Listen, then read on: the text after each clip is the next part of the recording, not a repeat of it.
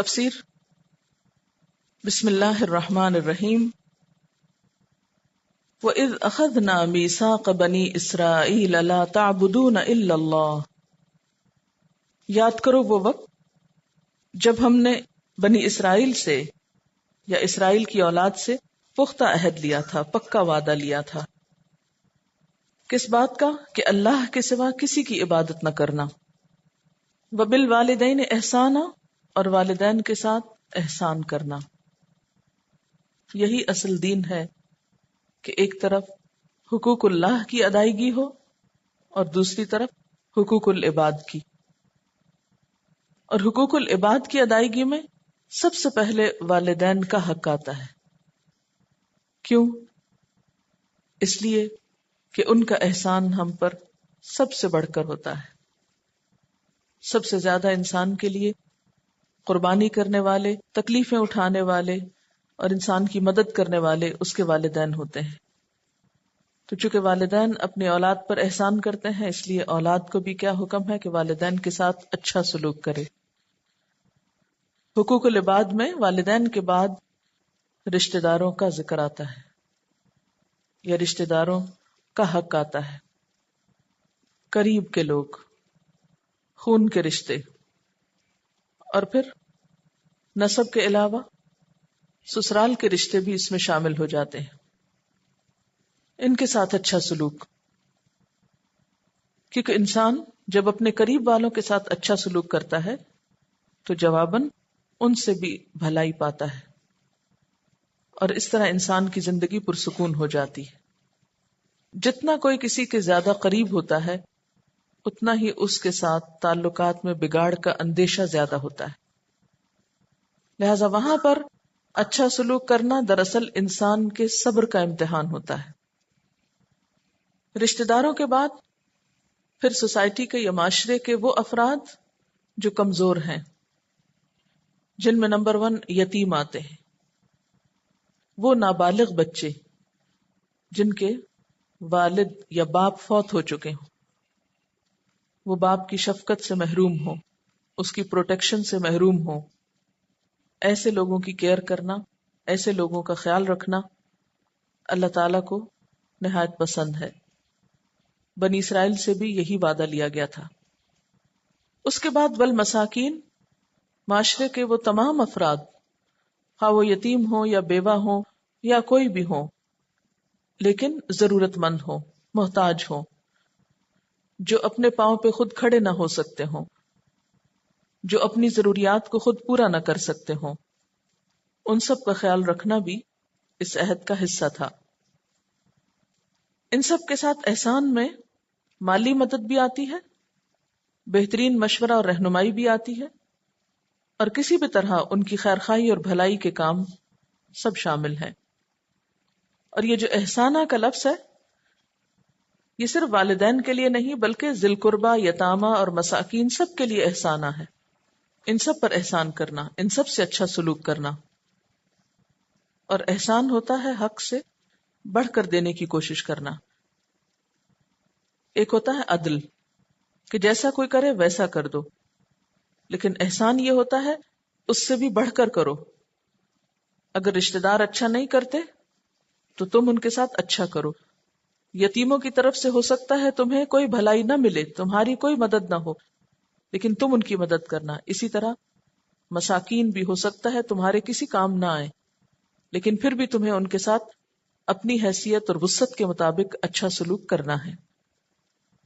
اور پھر وَقُولُوا لِلنَّاسِ حُسْنًا، سب لوگوں کے ساتھ اچھی طرح بات کرنا ہے، حسن اخلاق، اور خاص طور پر حسن کلام۔ احسان تو مختلف انسانوں کے ساتھ جو خاص طور پر قریب ہوں یا ضرورت مند ہوں، لیکن اچھی بات کا ضرورت مند ہر انسان ہے، خواہ وہ اپنا ہے یا غیر ہے۔ اور حسنہ میں بھلائی کی بات، اچھی طرح بات کرنا، خیرخواہی کی بات کرنا، انصاف کی بات کرنا، یہ سب کچھ شامل ہو جاتا ہے۔ حقوق العباد کی ادائیگی کے بعد پھر توجہ دلائی گئی حقوق اللہ پر، اور اس میں سب سے پہلا کام تو اللہ تعالیٰ کی عبادت کرنا، اس کو ایک ماننا، اور پھر عملی طور پر اس کے آگے جھکنا. وَأَقِيمُوا الصَّلَاةَ، نماز قائم کرنا. وَآتُوا الزَّكَاةَ، اور زکوٰۃ دینا. زکوٰۃ دینا جو ہے یہ بھی دراصل ایک طرح سے حقوق العباد کی ادائیگی ہے، لیکن ساتھ ہی اللہ کا حکم بھی ہے، تو دونوں اس میں شامل ہو جاتے ہیں. ثُمَّ تَوَلَّيْتُمْ، پھر تم منہ موڑ گئے. تم کون یہاں؟ بنی اسرائیل. تم نے وعدہ تو کیا لیکن اس کو پورا نہ کیا، اسے نبھایا نہیں.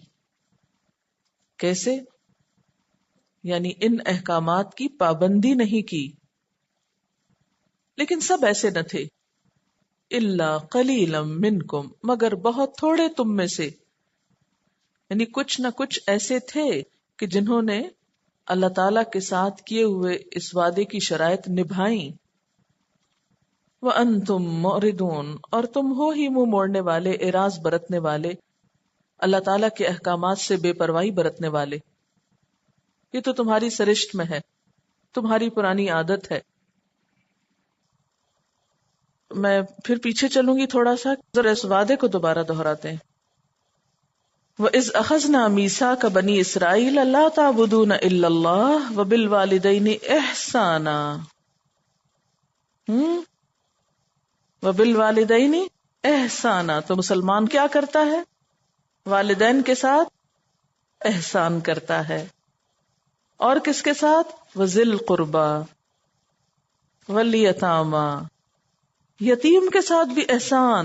جی ہاں، اس کو جھڑکیاں نہیں دیتا، اس کو ٹھوکریں نہیں مارتا، اور اس کو ذلیل و خوار کر کے نہیں کہیں پھینک دیتا. والمساکین، تو مسلمان سب سے پہلے والدین کے ساتھ احسان کرتا ہے، پھر رشتہ داروں کے ساتھ احسان کرتا ہے، پھر یتیموں کے ساتھ احسان کرتا ہے، پھر مسکینوں کے ساتھ، ضرورت مندوں کے ساتھ، کمزور لوگوں کے ساتھ، مجبور لوگوں کے ساتھ، بے سہارا لوگوں کے ساتھ، سوسائٹی کے بےچارے پسے ہوئے لوگوں کے ساتھ احسان کرتا ہے. آپ دیکھیے عام طور پر ہم احسان کس کے ساتھ کرتے ہیں؟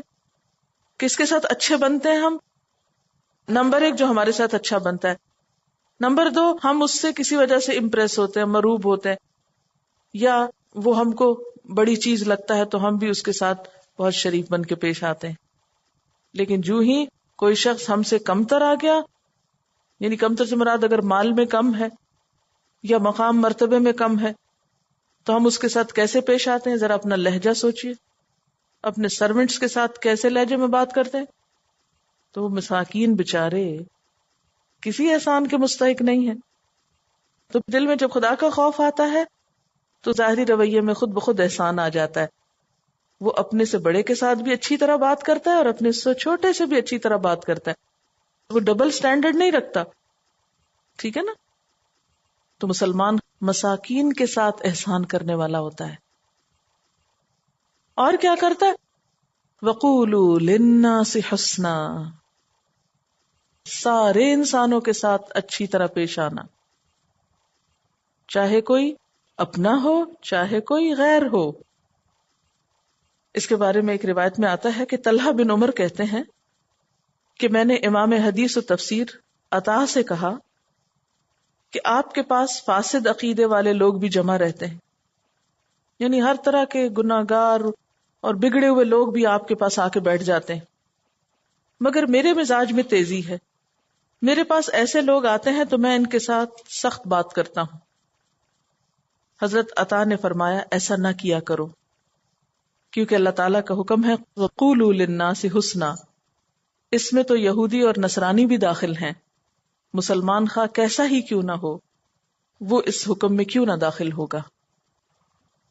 تو قولوا للناس حسنا میں پھر کیا آ گیا؟ سب لوگوں کے ساتھ. جب آپ کسی سے بھی ملیں، یاد رکھیے کسی سے بھی ملیں، خواہ وہ کافر ہو، منافق ہو، مشرک ہو، فاسق ہو، یہودی ہو، عیسائی ہو، گناہگار سے گناہگار انسان ہو، جس کے بارے میں آپ کو پکا پتا ہو کہ یہ بہت ہی خراب انسان ہے، لیکن آپ کو کس طرح پیش آنا ہے؟ وَقُولُوا لِلنَّاسِ حُسْنًا، اچھی طرح پیش آنا ہے. نبی صلی اللہ علیہ وسلم گھر پہ تشریف فرما تھے کہ اتنے میں کسی نے دروازہ کھٹکھٹایا. آپ نے پوچھا کون؟ وہ شخص جب بولا تو آپ نے حضرت عائشہ سے فرمایا کہ یہ اپنے قبیلے کا بدترین انسان ہے. تو کیا اس کی غیبت نہیں ہو گئی؟ نہیں، آپ نے انفارم کیا تھا گھر والوں کو کہ ایسا نہ ہو کہ آپ اس سے بہت اچھی طرح ملنے والے تھے کہ پھر کہیں آپ کی غیر موجودگی میں وہ آئے اور حضرت عائشہ یہ سمجھے کہ یہ بہت اچھا انسان تھا اسی لیے آپ اس سے بہت اچھی طرح پیش آئے، تو ہو سکتا ہے وہ ان پہ کوئی ٹرسٹ کر بیٹھتی یا کچھ، تو اس لیے انفارم کرنا ضروری تھا کہ یہ شخص ٹھیک نہیں ہے. انہوں نے یہ نہیں پوچھا اچھا کیا کرتا ہے. ہمیں تو اگر کوئی انفارم کرے کہ یہ شخص کچھ ٹھیک معلوم نہیں ہے تو ہم کہیں اچھا طرف بیٹھ جاؤ اور بتاؤ ہمیں کیا کیا کرتا ہے. یہ درست نہیں ہے. اور اس سے پہلے آپ نے بلا وجہ اس کی کہانی نہیں سنائی تھی. جب معاملہ ہو تو اس وقت کسی کو تھوڑا سا انفارم کر دینے میں کہ محتاط ہو کے معاملہ کرے، یہاں کچھ بات ٹھیک نہیں، یہ غیبت میں نہیں آتا. خیر، اور پھر باہر گئے اور اس سے بہت اچھی طرح پیش آئے. حضرت عائشہ حیران ہو گئی، یہ کیا بات ہوئی؟ ابھی تو آپ فرما رہے تھے کہ یہ شخص اچھا نہیں ہے اور ابھی آپ اس سے اتنی اچھی طرح مل رہے ہیں، ایسا کیوں؟ تو حضرت عائشہ نے پوچھ لیا کہ ایسا کیوں، جاننے کے لیے. تو آپ نے فرمایا کہ سب سے بدترین انسان وہ ہے کہ جس کی بد اخلاقی کی وجہ سے لوگ اس سے ملنا جلنا چھوڑ دیں. ہم نہیں ملتے اس سے، بہت بد اخلاق ہے. اور آپ تو اخلاق کی تکمیل کے لیے آئے تھے. انما بعثت لاتمم مکارم الاخلاق، تو میں اس لیے بھیجا گیا ہوں کہ بہترین اخلاق کی تکمیل کروں. تو اس لیے آپ نے اس بات کو پسند نہیں کیا کہ اس شخص کی برائی کے باوجود، مانا ہوا برا انسان ہے، بدماش ہے، گنڈا ہے، وٹ ایور، لیکن آپ جب ملے تو پلین ذہن کے ساتھ، ہمیں اس سے کوئی غرض نہیں کوئی کون ہے، ہمیں تو اپنے اخلاق کو اچھا رکھنا ہے. ٹھیک، اس کو منافقت نہیں کہتے. ہم یہ کہتے ہیں نو، جو ہمارے دل میں ہوگا ہم ویسے ہی سامنے سے پیش آئیں گے. ہم منافقت نہیں رکھتے، ہم تو کھری کھری سنا سکتے، ہم تو مزہ چکھا دے، ہم سے بات تو کوئی کرے. ہم بہت صاف گو ہیں، ہم تو سیدھی بات کرتے ہیں. اس طرح کی باتیں کر کے، تعویلیں کر کے اپنے آپ کو مطمئن کرتے ہیں اور پھر بد اخلاقی کرتے ہیں. اچھا، اب یہ کہ قول کی خوبصورتی، گفتگو کی خوبصورتی کی بات ہے یہاں کہ خوبصورت گفتگو کرو، گفتگو میں خوبصورتی پیدا کرو، اچھی طرح بات کرو. یہ سب سے پہلی چیز ہے جو آپ کسی کے ساتھ بھلائی کر سکتے. ٹھیک ہے، اس سے پہلے ایک اور سٹیپ بھی ہے کہ مسکرانا. لیکن جب معاملہ پیش آتا ہے کسی سے، آگے بڑھ کر آپ کوئی لین دین کرتے ہیں یا کوئی بھی معاملہ کرتے ہیں تو گفتگو کی ضرورت پیش آتی. تو اس وقت آپ کسی پر جو احسان کر سکتے ہیں وہ کیا ہے؟ اچھی گفتگو کا، کہ بات ڈھنگ سے کرو، اچھے طریقے سے کرو. اور اس لیے بھی کہ قرآن پاک میں آتا ہے ما یلفظ من قول الا لدیہ رقیب عتید، کوئی لفظ جو انسان کی زبان سے نکلتا ہے اس کو فوراً ایک فرشتہ لکھ لیتا ہے. آپ جیسی بھی بات کریں گے فوراً لکھی جائے گی. نبی صلی اللہ علیہ وسلم نے فرمایا اکثر لوگ اپنی زبان اور شرمگاہ کی حفاظت نہ کرنے کی وجہ سے جہنم میں جائیں گے. جہنم میں جانے والے بہت سے لوگ کون ہوں گے؟ جو اپنے حیا کی حفاظت نہیں کرتے اور اپنی زبان کی حفاظت نہیں کرتے. حضرت معاذ کی حدیث میں ہے کہ اللہ کے رسول صلی اللہ علیہ وسلم نے ان سے فرمایا کہ اس زبان کو بند رکھو. انہوں نے عرض کیا اے اللہ کے رسول صلی اللہ علیہ وسلم، کیا ہم زبان کی باتوں پر بھی پکڑے جائیں گے؟ کیا باتوں پر بھی مواخذہ ہوگا، باتوں پہ بھی پکڑ ہوگی؟ تو آپ نے فرمایا معاذ تیری ماں تجھے گم کرے، جہنم میں منہ کے بل یا ناک کے بل لوگوں کو زبان کی کٹائی کے علاوہ یا کھیتی کے علاوہ اور کون سی چیز گرائے گی. ایک اور حدیث میں آتا ہے کہ جس نے اپنی زبان روک لی اللہ تعالیٰ نے اس کی پردہ پوشی کر دی. یعنی جو اپنے آپ کو کنٹرول کر لیتا ہے، بات میں روک لیتا ہے، اللہ تعالیٰ اس کے عیب چھپا دیتا ہے. کیسے؟ کیونکہ جب انسان بولتا ہے تو اس کی اچھائی برائی ظاہر ہوتی. ہر انسان کی شناخت اس کی گفتگو سے ہوتی ہے کہ وہ کیا ہے، اس کی اصلیت کیا ہے، اس کی حقیقت کیا ہے. مثلاً ایک عالم کا پتہ کہاں سے چلتا ہے کہ کوئی عالم ہے یا نہیں؟ کیسے پتا چلے گا؟ اس کے چہرے پہ لکھا ہوتا ہے، کس کس کے ماتھے پہ پڑا آپ نے کہ یہ علامہ ہے؟ کہاں سے پتا چلتا ہے؟ اس کی گفتگو سے پتا چلتا ہے. اسی طرح ایک جاہل کا پتہ کہاں سے چلتا ہے؟ چاہے وہ کتنا بھی خوبصورت لباس پہنے ہوئے ہو، کتنا میک اپ کیے ہوئے ہو، لیکن جب وہ گفتگو کرتا ہے تو فوراً پتا چل جاتا ہے کہ اس شخص کا کیلیبر کیا ہے. اسی طرح ہر انسان کی شناخت جو ہے اس کی گفتگو سے ہوتی ہے. گفتگو میں کیا ہونا چاہیے اور کیا نہیں ہونا چاہیے؟ پہلی بات تو جو ہمیں بتائی گئی کہ گفتگو بامقصد ہونی چاہیے. قولوا للناس حسنا میں پہلی چیز کیا ہے؟ میننگ فل، بامقصد بات. بیکار کی لغو باتیں کرنے سے روکا گیا ہے. ایک حدیث میں آتا ہے کہ اللہ تعالیٰ کو 3 چیزیں پسند نہیں. اللہ تعالیٰ کو 3 چیزیں پسند نہیں. نمبر 1 بے مقصد گفتگو، نمبر 2 غیر ضروری سوال، irrelevant questions، بیکار کی بحثیں، اور نمبر 3 مال کا ضائع کرنا. پھر اسی طرح لوگوں کے بارے میں عموماً تبصرے نہیں کرنے چاہیے. بلا ضرورت لوگوں کو موضوع بحث نہیں بنانا چاہیے. وہ جو ایک بہت مشہور سینگ ہے کہ small minds talk about people. جو چھوٹے دماغ ہوتے ہیں نا، وہ لوگوں کی باتیں کرتے رہتے، فلاں نے یہ کیا، فلاں نے یہ کہا، فلاں نے یہ پہنا، فلاں نے یہ کھایا، فلاں نے. لوگ موضوع گفتگو اور موضوع بحث ہوتے ہیں. Average minds talk about events, واقعات، حالات. فلاں قوم اوپر جا رہی، فلاں نیچے آ رہی ہے، آج یہ واقعہ پیش آ گیا، وہ ایکسیڈنٹ ہو گیا. خبروں پہ باتیں، تبصرے. And great minds talk about ideas. وہی دیکھتے ہیں آئندہ کیا کرنا چاہیے اور کیا ہونا چاہیے، واٹ نیکسٹ، کریں کیا. اب آپ اپنے آپ کو جج کیجیے کہ آپ کہاں کھڑے، کیا باتیں کرتے ہیں اپنی روزمرہ کی گفتگو میں. صرف لوگ ڈسکس کرتے ہیں، یا ایونٹس ڈسکس کرتے ہیں، یا پھر آئیڈیاز کہ اور کیا ہو سکتا ہے اور کیسے ہو سکتا ہے. اسی سے آپ اپنے آپ کو جج کر سکتے ہیں. پھر اسی طرح قولوا للناس حسنا میں آتا ہے کہ سچی بات کرنی چاہیے، سچ بولنا چاہیے اور جھوٹ سے بچنا چاہیے. پھر اسی طرح قول اور فعل میں تضاد نہیں ہونا چاہیے. قرآن پاک میں آتا ہے یا ایھا الذین آمنوا لم تقولون ما لا تفعلون. کیوں وہ باتیں کہتے ہو جو کرتے نہیں ہو. کبر مقتا عند اللہ ان تقولوا ما لا تفعلون. اللہ تعالیٰ کے نزدیک بہت ناپسندیدہ ہے یہ بات کہ تم جو کہو اسے کرو نہیں. پھر اسی طرح آپ نے سورۃ البقرہ میں پڑھا اتأمرون الناس بالبر وتنسون انفسکم. لوگوں کو تو نیکی کی بات بتاتے اور اپنے آپ کو بھول جاتے ہو.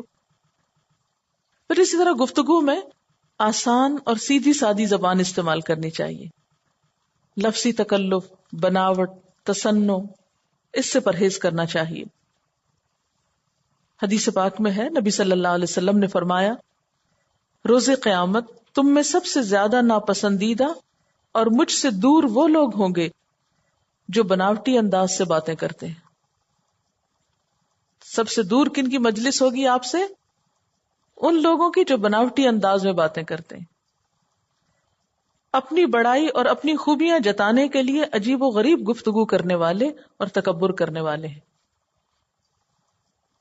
یعنی ڈینگے مارنا، شوخیاں بگاڑنا، اپنے آپ کو بڑی چیز سمجھنا. یہ دنیا میں تو ہوگا، لیکن قیامت کے دن کیا ہے؟ اللہ کے رسول صلی اللہ علیہ وسلم ان لوگوں کو اپنے سے دور کریں گے، ادھر دور بیٹھو، کیونکہ آپ کو ایسے لوگ پسند نہیں ہیں. تو اب ہمیں دیکھنا چاہیے کہ ہم کیا گفتگو کرتے ہیں، اور کیا ہماری جو گفتگو ہے وہ ہمیں آپ کے قریب کرے گی یا دور کر دے گی. کیونکہ آپ کو ایسی محفلوں میں بیٹھنا پسند نہیں نا، تو جو ایسی محفلیں جماتے ہیں پھر قیامت کے دن آپ کے قریب نہیں آ سکیں گے. کتنا خسارہ ہے. پھر اسی طرح نیکی اور بھلائی کی بات کرنی چاہیے، دوسرے کی خیرخواہی کی بات کرنی چاہیے. قرآن پاک میں آتا ہے قولوا لهم قولا معروفا. قول معروف کی جو اصطلاح ہے یہ بہت جگہ قرآن پاک میں استعمال ہوتی کہ ان سے بھلی بات کرو، یعنی جس سے بھی آپ بات کریں وہ دھوکے فریب پر مبنی نہ ہو بلکہ بھلائی اور خیرخواہی پر مبنی ہو. پھر اسی طرح نرمی سے بات کرنی چاہیے. قرآن کریم میں آتا ہے جب حضرت موسیٰ علیہ السلام اور حضرت ہارون علیہ السلام کو اللہ تعالیٰ نے فرعون کے دربار میں بھیجا تو کیا تاکید کی؟ قولا لہ قولا لینا. حالانکہ فرعون کے دربار میں جا رہے تھے لیکن کیا فرمایا، کیا تلقین کی؟ نرمی سے بات کرنا. فرعون کون تھا؟ اللہ کا دشمن. لیکن اللہ تعالیٰ اپنے پیغمبروں کو کیا تلقین فرما رہے ہیں کہ اس کے پاس جا کر بھی نرمی سے بات کرنا. تو ہم جب کسی کے پاس تبلیغ کرنے کو جاتے ہیں تو کیا کرتے ہیں؟ پھر اسی طرح ہر اچھی بات صدقہ شمار ہوتی. حدیث پاک میں الکلمۃ الطیبۃ صدقہ، اچھی بات صدقہ ہے، پاکیزہ بات صدقہ ہے. پھر اسی طرح آپ جس سے بات کریں اس کی عمر، اس کے مقام، مرتبے، ان چیزوں کا لحاظ رکھیں.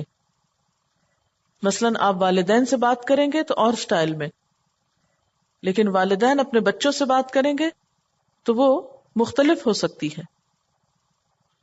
آپ اپنے ساتھ والے سے بات کریں گے تو سٹائل اور ہوگا، مثلا ہو سکتا ہے ہنسی مذاق کا ہو، لائٹلی گفتگو کریں، آپ کی بجائے تم کہیں. لیکن جب اپنے سے بڑے کے ساتھ بات ہو تو ادب احترام کے ساتھ، اور خصوصاً والدین کے ساتھ. قرآن پاک میں آتا ہے وَلَا تَقُلْ لَهُمَا اف، ماں باپ کے سامنے اف نہ کہو. اف کیا ہے؟ ہر وقت آپ یہ باتیں کہتے رہتے ہیں. وَلَا تَنْهَرْهُمَا، ان کو جھڑک کے بات نہ کرو، یعنی ماں باپ کو ڈانٹو نہیں. وَقُلْ لَهُمَا قَوْلًا كَرِيمًا، اور ان سے بہت عزت احترام والی بات کرو. قولاً کریما. پھر اسی طرح اگر چھوٹوں کے ساتھ بات کریں تو اس وقت بھی نرمی اور شفقت جو ہے وہ ملحوظ خاطر رہے، اور ان کے لیول پہ بات کی جائے. یہ نہ ہو کہ آپ ان کے لیول سے بڑی باتیں کریں اور وہ پریشان ہوں. یا اسی طرح سرونٹ سے بات کریں تو ان کے لیول پہ بات کریں، یعنی کہ ان کے ساتھ انگریزی بولنا شروع کر دیں بیچاروں کے اور ان کو سمجھ میں نہ آئے کچھ، تو اس میں کیا سمجھیں گے کہ شاید ان کا مذاق اڑایا جا رہا ہے. اور انسان کے اصل اخلاق کا پتہ اس وقت چلتا ہے جب وہ اپنے ماتحت سے بات کرتا ہے. حضرت انس کہتے ہیں کہ میں نبی صلی اللہ علیہ وسلم کی خدمت میں 10 سال رہا، آپ نے مجھے اف تک نہیں کہا اور نہ یہ فرمایا کہ یہ کیوں کیا اور وہ کیوں نہ کیا. احساس برتری کا شکار ہو کے بات نہیں کرنی چاہیے کہ اپنے آپ کو بڑی چیز سمجھ کے دوسرے کو بے وقوف سمجھ کے بات کرے. حتیٰ کہ کسی عام سے عام انسان سے بھی نبی صلی اللہ علیہ وسلم بات کرتے تھے تو کیا کرتے تھے؟ اس کے لیول پہ بات کرتے تھے. جب دوسرے شہروں یا علاقوں سے دوسرے لوگ آتے جن کا لہجہ یا ڈائلیکٹ فرق ہوتا تھا تو ان کے ڈائلیکٹ میں بھی بات کرتے تھے تاکہ ان کو اجنبیت محسوس نہ ہو. ہمارا کیا حال ہوتا ہے کہ ہم خود کو نہیں بدل سکتے، دوسرے کو بات سمجھ میں آئے یا نہ، ہم اپنے ایک معیار پہ رہتے نہیں، اس سے نیچے ہم نہیں اتر سکتے کیونکہ ہماری شان کے خلاف ہے. لیکن نبی صلی اللہ علیہ وسلم ایسا نہیں کرتے تھے. قولوا للناس حسنا میں کیا بات آتی ہے؟ لوگوں کی سمجھ، ان کے لیول، ان کی زبان، ان کے طریقے پہ ان سے بات کی جائے تاکہ وہ بات کو سمجھیں. مثلا اگر آپ کے سروینٹس پنجابی بولتے ہیں یا سندھی بولتے ہیں یا پشتو بولتے ہیں اور اگر آپ کو وہ زبان آتی ہے تو کوشش کریں کہ ان کی زبان میں بات کریں، کیونکہ بیچارے وہ آپ کی زبان میں شاید نہ کر سکیں، ان کے لیے آپ کے لیول تک آنا مشکل ہو سکتا ہے. لیکن آپ کو ان کا لیول لینا بغیر بد اخلاقی اور بدتمیزی کے، اس میں کوئی حرج کی بات نہیں، اور یہ منافقت نہیں ہوتی، یہ دوسرے کے لیے سہولت ہوتی ہے. پھر اسی طرح دوسروں کے ذہنی لیول، ان کی ایجوکیشن، ان کے مینٹل لیول، ان کی دلچسپی کو سامنے رکھ کے بھی بات کرنی چاہیے. مثلاً آپ صلی اللہ علیہ وسلم بچوں سے جب بات کرتے تھے تو ان کے لیول پہ بات کرتے تھے. ایک چھوٹا بچہ تھا جس کا نام عمیر تھا، تو اس نے ایک پرندہ پالا ہوا تھا جس کا نام نغیر تھا. تو اتفاق سے وہ پرندہ مر گیا. تو آپ صلی اللہ علیہ وسلم جب عمیر کو ملتے تو پوچھتے کہ اے عمیر تمہارے نغیر کا کیا ہوا, اور وہ خوش ہو جاتے. ہم تو بچوں کا حال نہیں پوچھتے, ان کے پرندوں کا کہاں سے پوچھیں گے. لیکن نبی صلی اللہ علیہ وسلم بچوں کے ساتھ ان کے بچگانہ لیول پر بات کرتے تاکہ بچے بھی آپ سے مانوس ہوں. بچوں کو خود سلام کرتے تھے تو بچے بھاگ بھاگ کر آپ کی طرف آتے. پھر اسی طرح یہ ہے کہ دوسروں کی دلچسپی کی بات, حضرت عمر کے بارے میں آتا ہے کہ جس سے ملتے اس کی دلچسپی کی بات کرتے تھے. مثلا بکریوں والوں سے ملتے تو بکریوں کے بارے میں بات کرتے, اگر کسی بڑے شخص سے ملتے تو اس کے لیول پہ بات کرتے. پھر اسی طرح یہ کہ مختصر اور جامع بات کرنی چاہیے, بہت لمبی بات سے پرہیز کرنا چاہیے. دیکھ بعض لوگوں کی عادت ہوتی ہے کہ ایک بات شروع کرتے ہیں پھر وہ ختم کرنے کا نام نہیں لیتے. تو اگر ہم ایک گروپ میں بات کر رہے ہیں تو کسی اور کا حق بھی ہے, صرف مجھے کو بات نہیں کرنی, دوسروں کو بھی کرنی, تو ان کو بھی موقع دیجیے. آپ صلی اللہ علیہ وسلم اپنے بارے میں فرماتے ہیں اوتی تو جوامع الکلم, مجھے جامع بات کہنے کی صلاحیت بخشی گئی ہے, ٹو دا پوائنٹ اور مختصر, اور اس میں بہت سا مفہوم.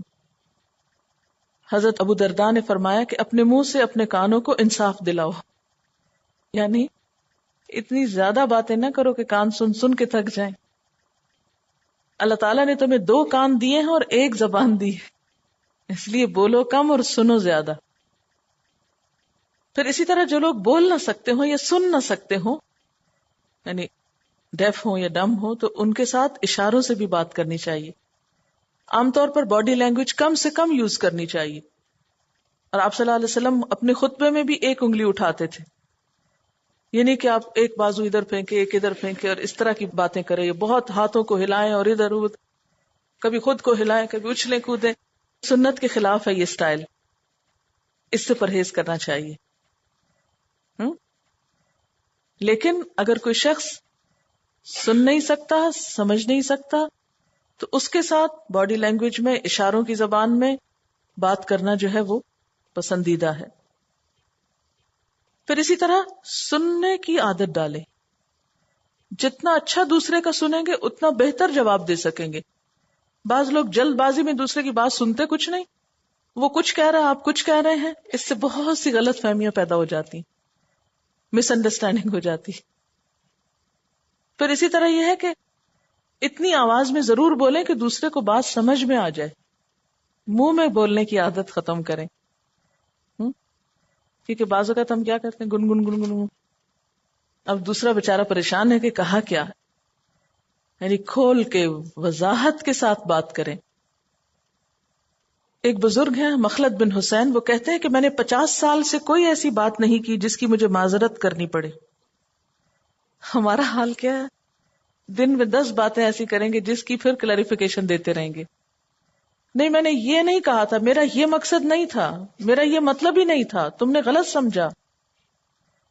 پھر اسی طرح سوال کرنے میں نیت اور انداز بھی درست ہونا چاہیے. اگر آپ کسی سے سوال کر رہے ہیں تو تحقیق کے لیے سوال کریں, تحقیر کے لیے نہیں, تنقید کے لیے نہیں, اعتراض کے لیے نہیں. اور سب سے بڑی بات یہ کہ اگر آپ کے دل میں خیر اور خلوص اور محبت ہے تو ہو سکتا ہے کہ الفاظ کے چناؤ میں کچھ غلطی بھی ہو تو دوسرا معاف کر دے گا, درگزر کرے گا. تو اچھے لہجے کے لیے کیا ضروری ہے؟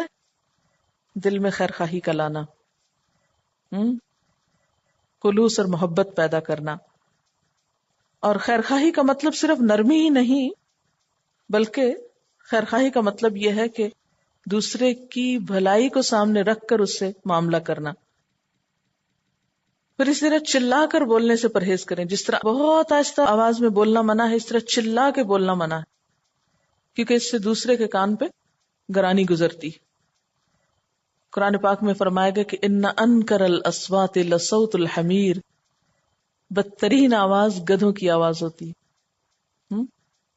آوازیں دینا, دور سے چیخنا, چلانا اور بولتے چلے جانا, تبصرے کرتے چلے جانا. مثلا بعض خواتین کی عادت ہوتی ہے کہ کھانا پکایا نا, بچوں نے کھایا نہیں, بس وہ شروع ہو گئی گفتگو. سارا وقت وہ بولے جائیں گی میں نے کھانا لگایا تھا اور وہ ٹھنڈا ہو گیا اور پھر تم پہنچے نہیں اور پھر تم نے کھایا نہیں اور میں ساری دوپہر کھڑی رہی اور ان کا بنے گا کیا، اور معلوم نہیں کہاں تک گفتگو کا سلسلہ چلتا. کس قدر ناگوار ہوتی ہے یہ ساری گفتگو کسی کے اوپر کہ ایک شخص مثلا بیمار ہے، اس کی طبیعت درست نہیں ہے، اس کو کھانا پسند نہیں، تو اتنا لمبا لیکچر اس کی اصلاح نہیں کرے گا. پھر اسی طرح بہت تیز نہیں بولنا چاہیے کہ پتہ ہی نہ چلے کہا کیا ہے، اور اتنا آہستہ بھی نہ بولے کہ دوسرے کو گھنٹہ انتظار کرنا پڑے کہ اب بات مکمل ہو. اچھا، قرآن پاک کی ایک اور آیت ہے جس میں آتا ہے لا تصعر خدک للناس، اپنا چہرہ لوگوں سے پھیر کے بات نہیں کرو. مطلب بات اس سے کر رہا ہے اور منہ ادھر موڑا ہوا، یعنی ایک شخص آپ کے سر پہ کھڑا ہے، آپ سے بات کر رہا ہے، آپ اس کی طرف دیکھ ہی نہیں رہے، آپ اپنے ہی کام میں لگے ہیں، بس ٹھیک ہے. تو یہ بھی حسنہ میں نہیں آتا. اسی طرح چہرے کے تاثرات بھی اچھے ہوں تو قولوا للناس حسنہ ہوتا ہے، یعنی اپنے چہرے پہ مسکراہٹ یا ایک ملائمت یا ایسا انداز رکھیں کہ جس سے دوسرے کو بات سمجھنے میں آسانی ہو. یعنی آواز میں زیر و بم ہونا چاہیے، اونچ نیچ ہونی چاہیے. اسپاٹ لہجے میں سیدھے سیدھے بات کرتے جانا جو ہے اس سے دوسرے کو گھبراہٹ ہوتی ہے، بات سمجھ میں نہیں آتی. پھر اس طرح الفاظ کا چناؤ بھی اچھا ہونا چاہیے کیونکہ سارے لفظ لکھے جاتے ہیں نا، تو سلینگ یوز کرنا یہ انسان کے وقار کے خلاف ہوتا ہے. یعنی ایک سٹینڈرڈ کی زبان بولا کریں. نبی صلی اللہ علیہ وسلم فرماتے کہ انا افصح العرب، میں عربوں میں سب سے زیادہ فصیح اللسان. آپ گھٹیا لفظ نہیں استعمال کیا کرتے تھے. پھر اسی طرح یہ کہ دوسروں پہ خود کو مسلط نہ کریں کہ ایک بات کہی پھر ان کے سر پہ سوار ہو گئے کہ نہیں کرو ابھی کرو. بات کریں اور چھوڑ دیں. پھر اسی طرح کسی کی تحقیر نہ ہو، طنز نہ ہو، ٹانٹنگ لہجہ نہ ہو. اگر کسی نے کوئی کام نہیں کیا مثلا آپ نے اس کو احساس دلایا، اب بار بار اس کو آپ ٹانٹ کیے چلے جا رہے ہیں، ہاں تمہیں تو وقت ہی نہیں ملے گا. نبی صلی اللہ علیہ وسلم نے فرمایا کہ المسلم من سلم المسلمون من لسانہ ویدہ، مسلمان وہ ہے جس کے ہاتھ اور زبان سے دوسرے سلامت رہیں. پھر اسی طرح غیبت چغلی وغیرہ سے پرہیز کرنا چاہیے، کسی کی عیب جوئی سے. خاص طور پر اختلاف رائے کی صورت میں صبر و تحمل سے کام لینا چاہیے. ڈفرنس آف اوپینین ہو گیا کہیں، اس میں غصہ، الزام تراشی، گالی گلوچ، ان چیزوں سے پرہیز کرنا چاہیے. منافق کی علامت ہے کہ وہ بات کرتے وقت یا جھگڑا ہونے پر گالیاں دیتا ہے. آپ صلی اللہ علیہ وسلم نے فرمایا وہ شخص پکا منافق ہے جس کی عادت یہ ہو کہ جب کسی سے جھگڑا ہو تو فوراً گالی گلوچ کرے اور بےہودہ اور فحش باتیں شروع کر دے. اسی طرح کسی کا دل توڑنے سے بھی بچنا چاہیے. بعض لوگ اپنا کانفیڈنس شو کرنے کے لیے یا حاضر جواب اپنے آپ کو جتانے کے لیے دوسروں کو ستاتے ہیں، پھر لگی لپٹی باتیں کر کے، یعنی مطلب کچھ اور کہے کچھ اور چلے جائیں. یہ بات بھی درست نہیں. لگی لپٹی باتیں کہنے سے بھی پرہیز کرنا چاہیے، صاف بات کرنی چاہیے. اگر آپ کا کسی سے کوئی مطلب ہے یا کچھ کہنا ہے تو کلیئر ورڈز میں کہیں. یا ایھا الذین آمنوا قولوا قولا سدیدا، ایمان والو سیدھی بات کیا کرو. پھر اسی طرح بات میں اگر غلطی ہو جائے تو اعتراف کر لینا چاہیے کہ میری غلطی ہے. پھر اسی طرح بحث نہیں کرنی چاہیے. پھر اسی طرح اپنی تعریف اور شیخیاں نہیں بگاڑنی چاہیے. میں کا استعمال کم کرنا چاہیے.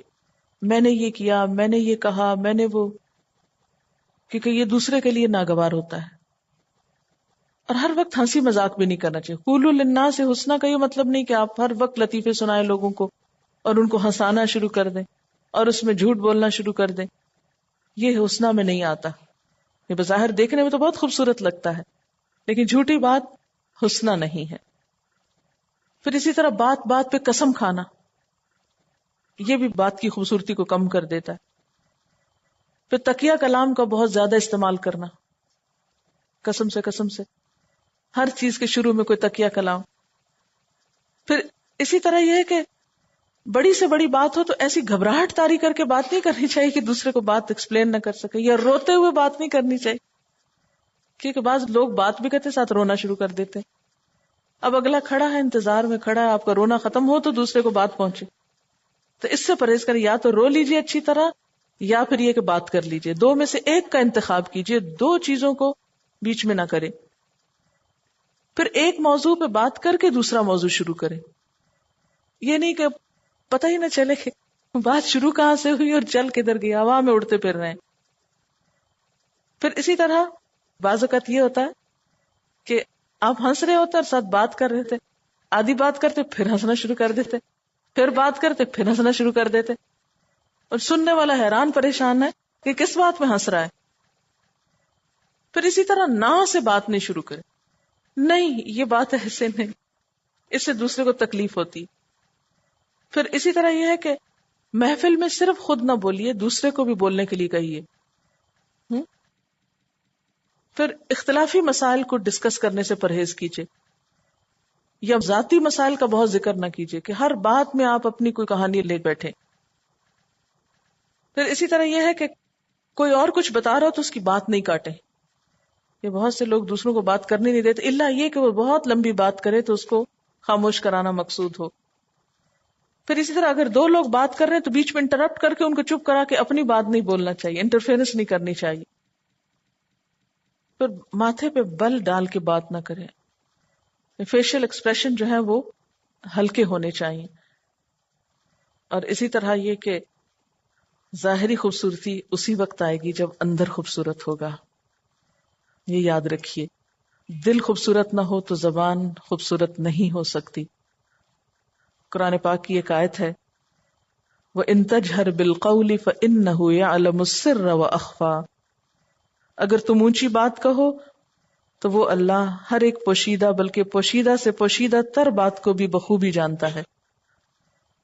اور جیسے اللہ تعالیٰ نے فرمایا تھا وَأَعْلَمُ مَا تُبْدُونَ وَمَا كُنْتُمْ تَكْتُمُونَ.